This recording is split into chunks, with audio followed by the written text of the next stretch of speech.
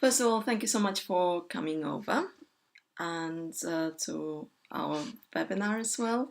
And our webinar's name is Vision Boards. Vision Boards, how to make your dreams come true. That's right. And my name is Laysen Shafikova, and my friend here today is Vicky. I'm actually her guest here at her home, Victoria Kate.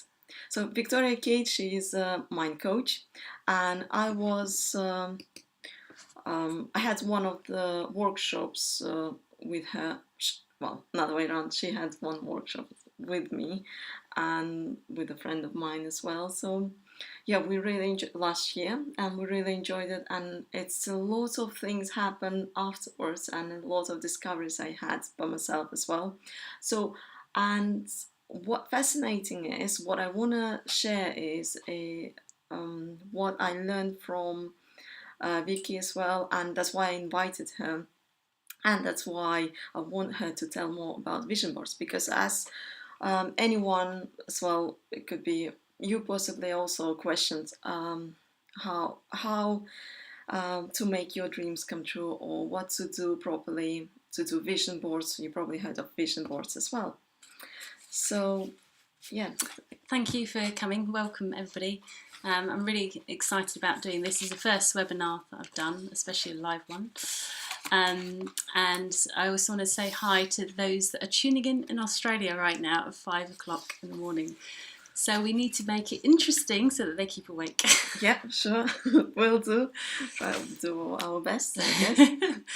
So I just want to let you know as well that Victoria has got her own business as well, and she also helps a lot of people. And she has got her own website, which we'll send you the link as well, and we will put it in here as well in a second. I will do it. And her website is www.victoria-kate.com. Yeah, that's right. And all the information about her as well you can find out on her website, but I will put a link as well in a second. First of all, as I said, I had my own experience as well, and I learned quite a lot. And so today's webinar's topic is vision boards. So what is it? Okay, vision boards is one thing, but what is it exactly? What is visioning? What is visioning? Well, vision boards, I know a lot of people tend to read about doing vision boards, and so they get a general idea, but maybe like you're saying, people don't quite understand what they're working with, because there's actually two sides to it. So you're working with the law of attraction, but you're also working on a psychological level as well. So it's really important to realise how powerful they can be, and actually they can be life-changing. This isn't just art and craft, this is, but unless you do it like that, I mean, this is what hopefully we'll cover tonight, is about doing it properly. Mm-hmm. So working with the law of attraction. So the law of attraction is about your language and your thoughts and the power of your thoughts. So it's basically you've probably heard of the power of now, and you've probably heard of the power of positivity. So the law of attraction is both of those. It's about being really positive in what you're putting out there into the universe, and making sure that you're aware of everything you've got now as well, mm-hmm. rather than actually putting it off. Mm-hmm. So this is a big thing about visioning. It's really important that people understand that it is about now, because now is our only reality. So if you're actually putting something off all the time, then it's less likely to happen. Mm-hmm. So the other side of it is the working with the psychological side. Mm-hmm. When you're working with the subconscious part of your brain, it's a bit like a child. So it takes really basic instructions. So again, this is where positive language is really, really important, because if you're actually not using positive language, because the subconscious is like a child, it takes that information and believes it. So for instance, if you said, oh, I'm really stupid, I've lost my keys, your subconscious will believe that, and it will believe that you are stupid. and it's just delivers. It then continues that pattern, so you'll continue to lose your keys. So the subconscious is very powerful. So we have to make sure that what we feed into it is very healthy and is very positive.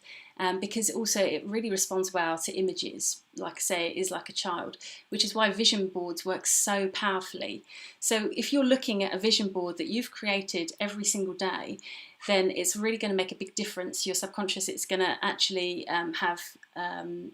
drive you as in all your belief systems and the way you behave and everything. It's going to drive you towards what it believes to be true, because your subconscious only works in now as well. It doesn't know about past and future. So your subconscious is working now. So if it's looking and saying, right, this holiday to Ibiza is all I can see, then this is where I'm going. I'm going to Ibiza. So this is how the psychological side works. So it's a win-win, really. So really, vision boards is like a focus, help you to focus on something particular. Yes, yeah, definitely. Okay. Yeah, it's working with goals and things like that, but in a very visual way, and it's almost tricking your subconscious and also putting out into the universe that you are embracing that in your life right now. Okay, and what if vision boards don't work? Because, for example, I done so many vision boards, and even recently as well, and still, well, kind of in a way, I've done all the vision boards, and before as well, 5 years ago as well, and still I don't have my Ferrari outside. So yeah, I think a lot of people tend to read articles on doing vision boards. But not fully understanding, they get that it can be really powerful, and there's like these books like The Secret, they're very good at explaining what the power of attraction is, and so people do it quite literally. So they get out a board, stick some pictures on, but it's so much more than that, so much more, because it's about getting to know you. This is a reflection of who you are right here, right now.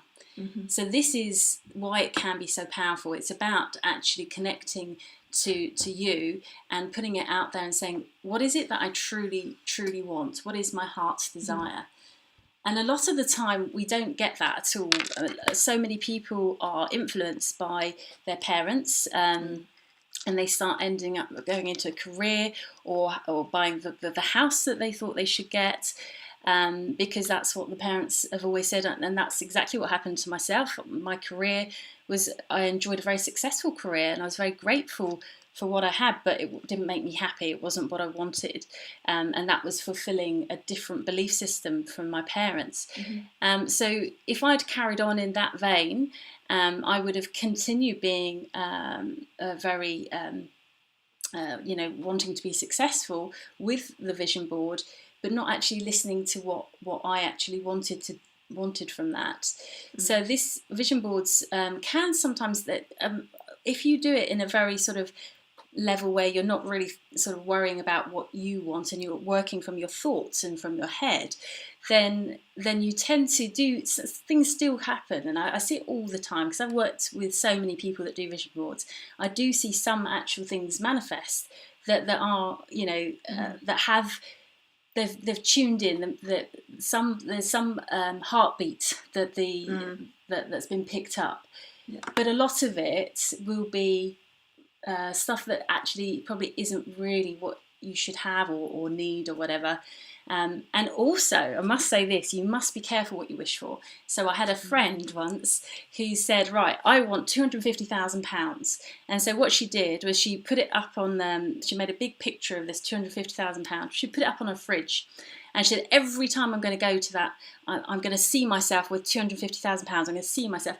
She didn't actually do the work in finding out what it was for her heart's desire, what she was trying to aim. I mean, what was it that she wanted from that? I mean, what? But she wasn't doing that. She was just like, oh, I just want this money. So she was doing that, and she got £250,000 for one day. Because what happened was she did manifest it. She couldn't believe it. But what was happening, and a completely separate thing, they got a mortgage. So the bank dropped in this £250,000 and then Julie took it back again. So she got it, but just for that short time. And that's the whole point. Life loves playing with us, but life loves us. So it wants us to get what we want. But it's saying, it teases us a bit and like, well, do you really want that? I don't think you do. So it's about, this is a beautiful time to find out and say, actually, yeah, what is it? What is it that I want? What is it that makes my heart sing? So first step ultimately is finding out what you really want. Yes, and definitely know yourself. Well, knowing yourself, and which way can you know yourself? Just asking what I really want. What I really want. So I think the key thing is meditation of any sort. There's mindfulness, there's mind calm. Mind calm is what I teach, and this is what Laysan did with myself. Or any sort of meditation practice that anybody uses. And if you're doing this at home, then I would advise that when you're starting to collect your pictures, that you actually, if you don't practice any meditation, that you at least put some sort of meditation CD on or something, completely switch off all your televisions and your computers and your phones. When you're doing this, you mustn't have any interruption, because this is your time, this is about you. So you need to just be switching off and tuning in, and actually just then looking for what is making because then you can hear your heart, and otherwise you can't pick it up, and you're thinking with your brain, which is not what we want, because that's the left brain thinking, and that's more like a computer. And so that's not what we're trying to evoke here. We use our left brain all the time. Give it a rest. And this is why Mind Calm is so effective, and other meditation techniques at quietening the mind and giving you that opportunity to really tune in. Yeah, I must admit as well, I also had on the workshop with you, I actually had we had meditation as well, but before meditation, even the questions you ask and all the in the middle of the day, I realized that my main wish was, having a dream house. Yeah. But always it was some kind of obstacles, and I didn't understand like why one thing comes out another. So, and then I actually, on your session, I realized, make me tears go. Well, my tears came out even, because I realized I really wanted a family. That for me, behind the house was a family. It's not about the house; it's about the family. Because at the end of the day, even if I had a house, if it wouldn't be a family, I wouldn't be happy about it. So yeah, it's really important to understand yourself, and as you said, you're doing sessions as well, and you're doing group sessions as well. Yeah, and that's really a common thing. I think a lot of us believe we really want something, but it's actually what's behind that's motivating that, because we're then, that's why we do keep sometimes going in circle and after circle. I mean, I've done it myself, and I'm like, why? What's going on here? What am I not picking up?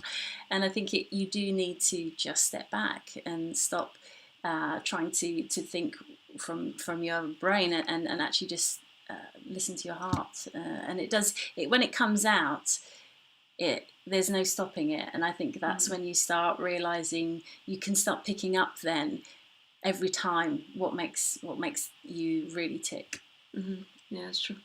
So first step is definitely for proper vision boards, is understanding what you want through meditation and realizing who you are, knowing about yourself. So, and second, what would be the second step then? So, okay, I know what I want, and what would be the second step?